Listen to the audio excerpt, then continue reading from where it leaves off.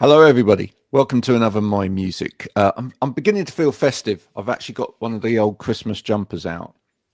This a little red number with Rudolph. I think it's Rudolph. You can never tell. It might be Comet or what are the others? Dancer, Blitzen, all of that sort of thing. It might be. It's one of those anyway. On the front, being joined today by the wonderful Ellie Walker, who's also that's a festive jumper as well, is it Yeah, not? this Love is it.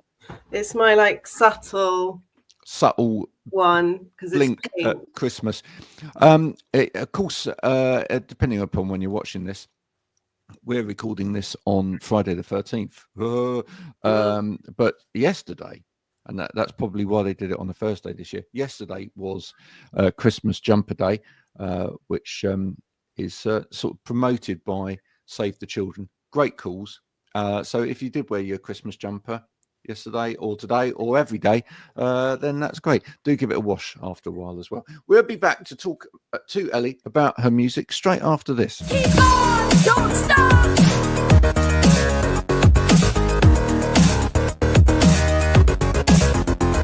Keep on, don't stop.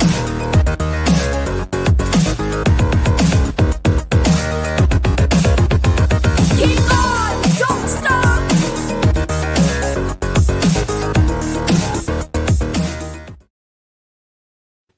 Ellie, thank you so much for joining me. Do you love Christmas? I do love Christmas, and thank you for having me. By the way, it's great to be here. It's a pleasure. Yeah, no, I do love Christmas. I think you go through I loved it as a kid, and then in my 20s I was kind of a bit over it, and just wanted to sit down and watch box sets all Christmas and not talk to anyone. Right, yeah. And then as I got older and I had my own children, the magic is back. So I love Christmas and I love making it special for them. And yeah, they're getting a bit older now, so I don't know how many years I've got left of that Christmas magic. Oh, I do love it. how old are your children? So the eldest is nearly 11 and the youngest is 8. Oh no, that's still very much Christmas magic alive time. Yeah. If they're watching this later, hi. What are their names? Sophie and Anna. Sophie, Anna. Yeah. Your mum loves Christmas. I do love And if you're really very, very good, Father Christmas will be coming on Christmas Day. Yeah. Yeah. Do you do all of the Christmas movies? Yeah, we do.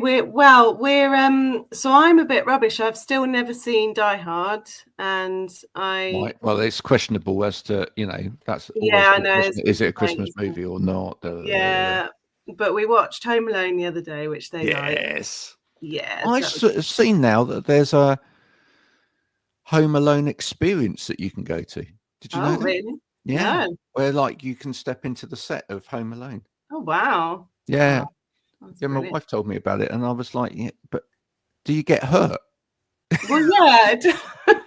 I was a bit cautious. Do you know what I mean? I was like, How realistic is it? Yeah, am I going to get hit by like hammers or pots of paint to the head or whatever if I go into that?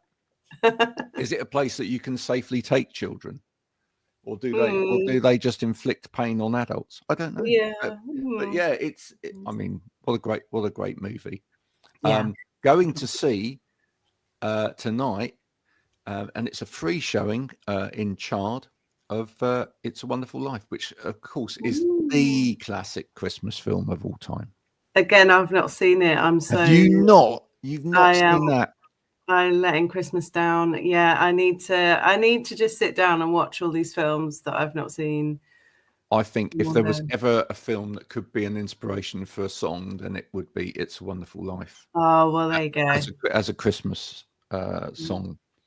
Yeah. How long have you been making music, Ellie?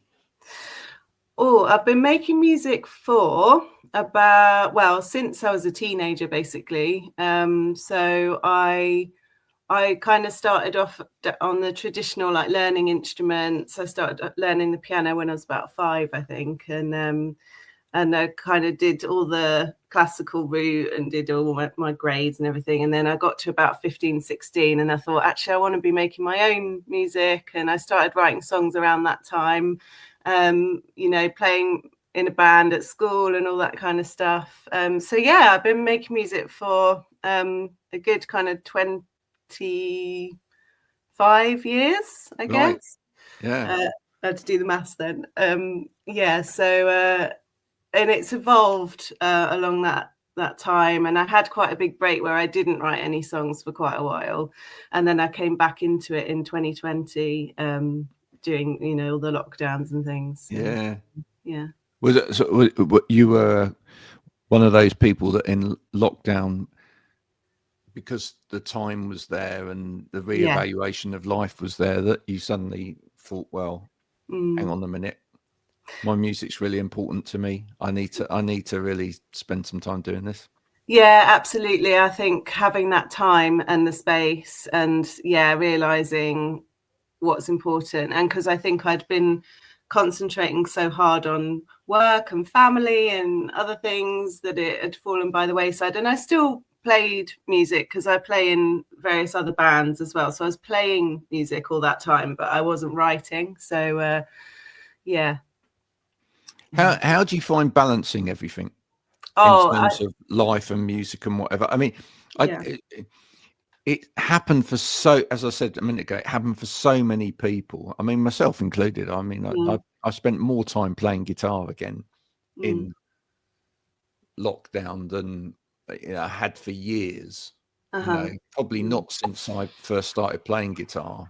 When I was about 21, I was quite late to the game in terms of guitar, but and I used to spend like 6 hours a day playing guitar back in the day, and lockdown was a bit like that as well, not quite to the same extent, but I did manage to get a good hour or so a day in doing that, and then like life's like takes back over, and work takes back over and whatever, and it's like now it's a struggle to find 10 minutes of a day to do anything. So how are you finding balancing things? Well, it's a struggle, to be honest, and I think I find it because I'm of the generation where we kind of grew up and we didn't have social media and all that kind of stuff, and I find that's the hardest bit to manage now, is that you're writing your songs and everything and recording and playing gigs, and then there's a whole other thing that goes alongside it, which I'm actually quite enjoying it, but it's taken a little bit of a mind shift to get to that point, to put the time into being on social media. And I've discovered so much new music and so many new artists and friends and connections, so it's been really good, but it's time consuming, isn't it? And I think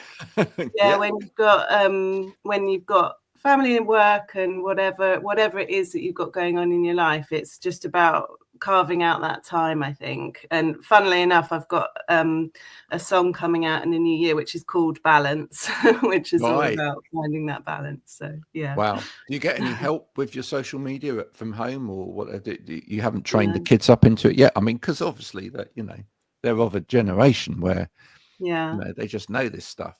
Well, I actively don't let them on it at the moment, because Good. I think I just want to pause that, put that off as long as possible. So, but they'll always be like, "Oh, mummy, you've got like." There was a point where I had 11 monthly listeners on Spotify, which I think is great. Like, those 11 people are brilliant, and my daughter would just absolutely rib me for it all the time, and I love that. Yeah, my kids slate me all the time. Yes, like, okay, doing my best here, but I think so. No, I don't get any help with it, and my husband, who is also in my band, is like, it doesn't go anywhere near it. So he's like, "What are you doing?" When I'm making my little videos and things, he's a bit bemused by it. Oh, what's his name? Mike. So he plays the guitar in Mike, come on, just help out a bit. Enjoy it. Do it do it together. It could be an activity. It's his worst nightmare. So is it? Yeah. Oh, it can be really difficult. I love the ribbing thing, but that changes. I'll tell you what, that does change. I mean, because at first, like, none of my kids would go anywhere near any of my social media. Now, my oldest ones, who are like 22 and 19. They're both following me now. Oh, well, there you go. You've won. So I think they're beginning to turn. They'll probably say, no, we're not, Dad. We just feel sorry for you. But and even my other son, who's sort of 16, who for ages used to go, I'm listening to a podcast, but it's not your one. Oh, just to clarify, on a fairly regular basis, just to give me a rib, has now stopped saying that. So I think that's kind of a positive move. But my youngest, he does often say to me, "But Dad, you haven't got millions of followers." And until I've got millions of followers, he's just not interested really. But one day, hopefully, they will look back on everything that one has produced and be quite proud. I hope. I mean, they might not. They will. It'll come back around. Definitely. I think it does. It's the same with and I don't know whether you've discovered this with your children as well, with their discovery of music. You cannot tell them what is cool, but eventually they will find that whatever you really like is cool.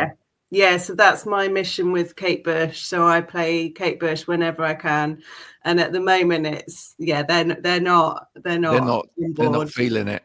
But one day they will be. Is Kate Bush one of your favourite artists? Yes, definitely, yeah. Which Kate Bush really sort of set you off on the journey? Well, I mean, it's the obvious ones, but I think, Hounds of Love, Running Up That Hill, Wuthering Heights, I always forget what it's called, the women's work one. Women's work, yeah. Is it called that? Yeah. I'm so, as we were discussing earlier, my memory is not great for names and places and things, but yeah, I just think she's amazing, and her voice and that kind of, I'm really into mixing different styles and different genres, and she's just got such a powerful voice, and almost like a classical voice as well. And her songwriting is just so incredible. So yeah, I think in many ways her voice got better with age. Yeah, I mean, it definitely, it really changed between her earlier work and her latter work. It was almost a little bit hysterical at times in her early work, but I think she developed sort of more as her voice matured. It almost sounded like there was more control of her voice as well. But but her songs and her arrangements and her creativity were just unparalleled, really. Yeah, and it's like because I play a lot of Bjork as well to the children, and again, thank goodness for that. Again, they're like this. I played pagan poetry the other day, and they were like, "This is scary. This is terrifying." And I said, "No, it's because it's different, and it's not. You're talking to me about two artists there that I absolutely love, and Björk. I would absolutely die to talk to Björk for half an hour or so, just to try and unravel that brain. Oh, it's right? She's amazing. Because she does. She is someone for me who has been truly innovative when it comes to music. Absolutely. And has completely unpicked or picked apart what we would know as pop music and put it back together in her own completely unique way. And the stuff she does with her voice as well is just incredible. Absolutely mental. The sounds she can make. Amazing. Wow. So you have written a Christmas song? Yes, I have. Yes. Yeah. Tell us about your Christmas song, because everybody loves a good Christmas song. And writing Christmas songs is, as I discussed the other day on one of these podcasts, is a really great route. I think, because you only need one. Yeah. That's becomes partly popular, and there you go. Get it into a film. into a little Netflix, or should I say Hallmark? Yeah. For anyone that's really, I can't believe how many of those there are. Yeah. Every time I go to the telly, there seems to be another one of those on. Hallmark Christmas movies. Wow. I Wow. need to find it because I listen to. So I'm a big fan of The Office, the American Office, and I listen to the Office Ladies podcast. And Angela Kinsey talks about she's just done a Hallmark Christmas movie, and I'm like, I really want to watch that, but I don't actually know where to find it. Like, so yeah, I'll have a look. But yeah. Here's one for you to all go and sort of Google and see if you can find out.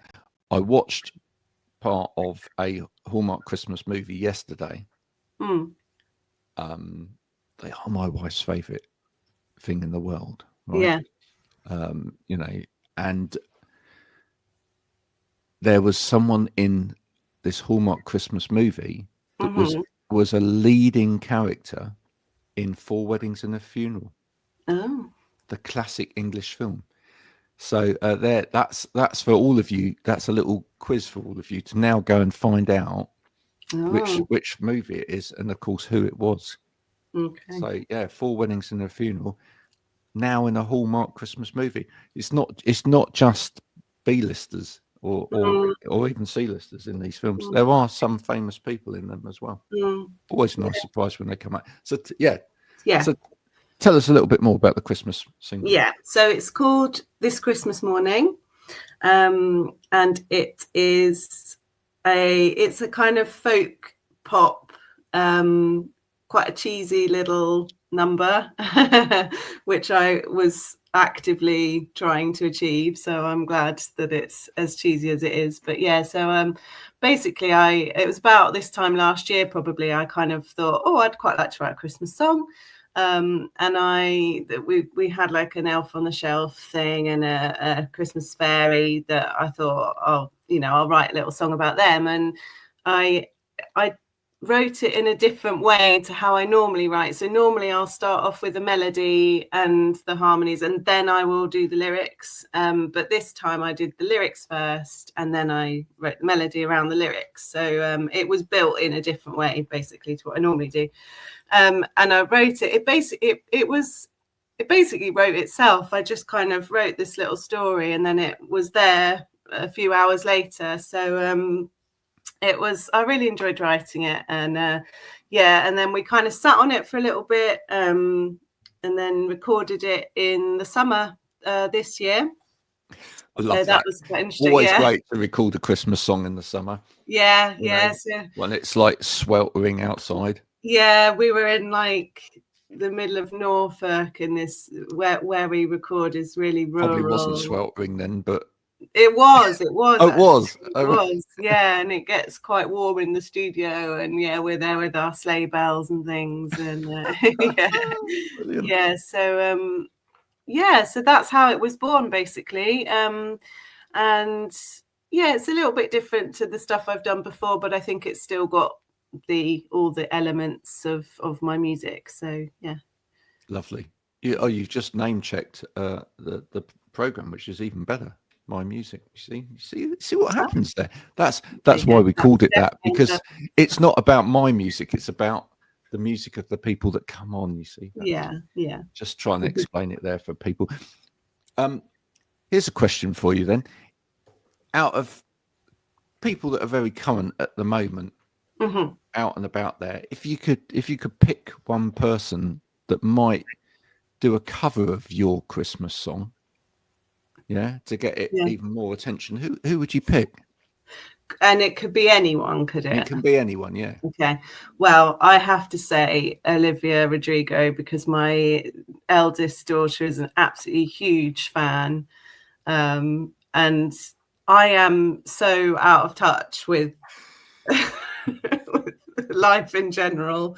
As I approach 40, I get more and more set in my ways. I'm like, no, I'm only going to listen to the stuff that I like, that I've grown up with, that I know. But I do listen to a lot of Olivia Rodrigo through my daughter, and I think she's amazing. I think she's really great. So I think that could be cool, couldn't it? Yes, yeah, she could kind of add her own. What do you think she'd bring to it? She'd She'd make it probably cooler. spice it up a bit, wouldn't she? Yeah, Yeah.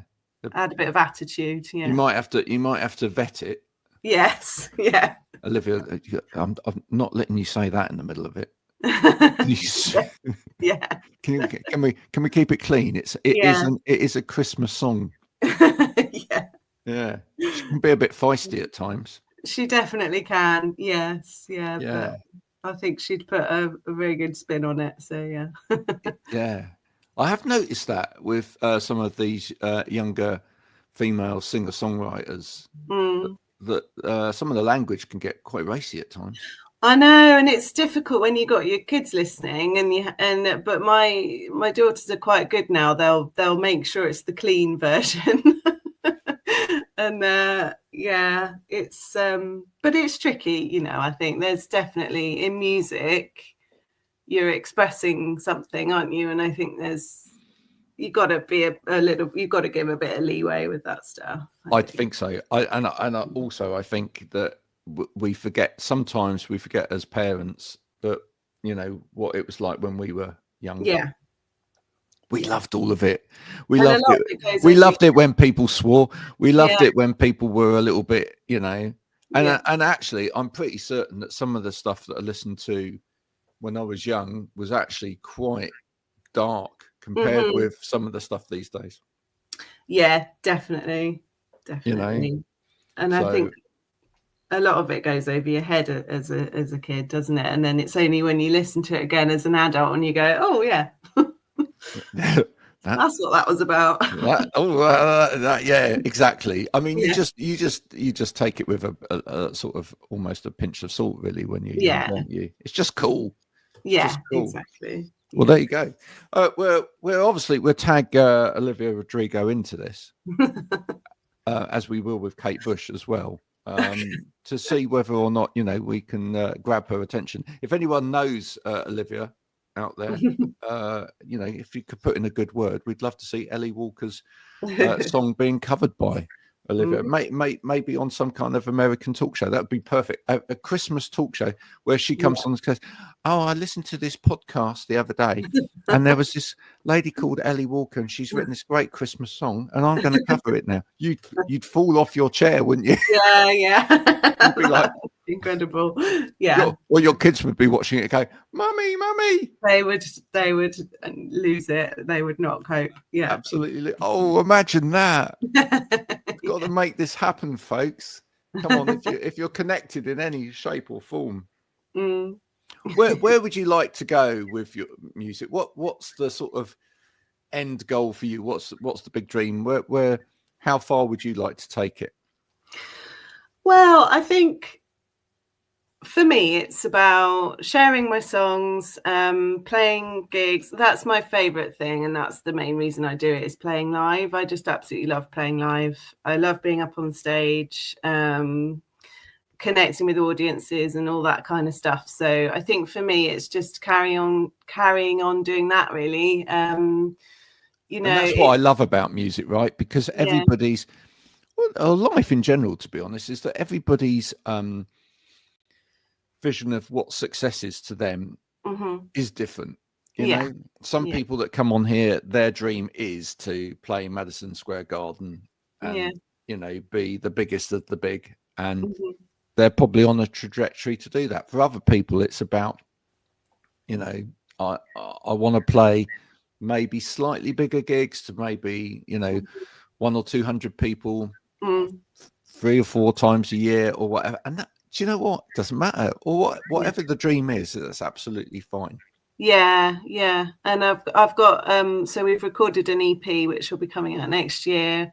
So that's another thing. I just want. I think for me, it's just about getting it out there and just people hearing it, because I think that's the toughest bit. There's so much noise now in music, and like, not that that's a bad thing, but I think it's harder to kind of break through that in some ways. So it's just about people actually hearing it, because there's nothing worse than putting something out and it just kind of going into the void and no one really hearing it. So yeah. No, absolutely.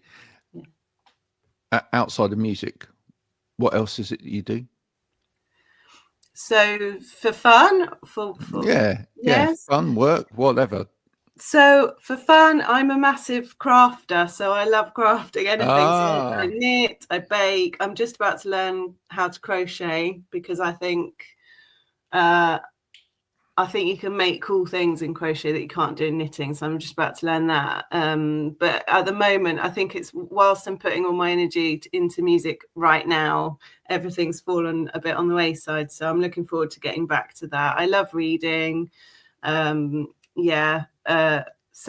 yeah, and work-wise, so I've just actually had a career change. So I was a music therapist for 10 years.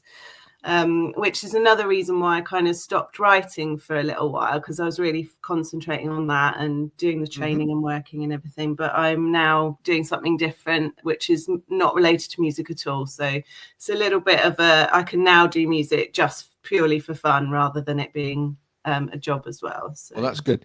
Well, I hope all of your workmates at work, you've got them all supporting you on the social media. A little bit of advice would be, I think you should integrate the crafting into your social media. I think that would be good. Yeah, because people want to see something different from their musicians, and I think crafting with Ellie Walker, that could be a little regular slot. Absolutely. Be subtle about it. If you played one of your songs in the background whilst you're crafting, you see what you're doing is you're working on two levels there. Yes. See, that is genius. we only come up with genius ideas on this program. So that's the way to go. Folks, do go and support Ellie.